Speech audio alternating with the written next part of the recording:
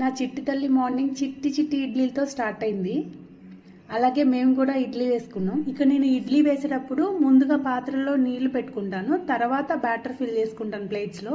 ఇక్కడ చూడండి, నేను 3 ప్లేట్స్లో 3 డిఫరెంట్ ఇడ్లీ వేసాను. ఫస్ట్ ప్లేట్లో నార్మల్ ఇడ్లీ, సెకండ్ ప్లేట్లో రాగి ఇడ్లీ అండ్ థర్డ్ ప్లేట్లో చిట్టి ఇడ్లీ వేసాను. చిట్టి ఇడ్లీ అంటే నా కూతురికి చాలా ఇష్టం. ఈ ప్లేట్ నేను సపరేట్గా తీసుకున్నాను బయట.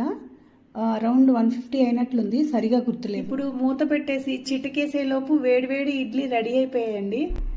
అదంతా జస్ట్ బిల్డప్.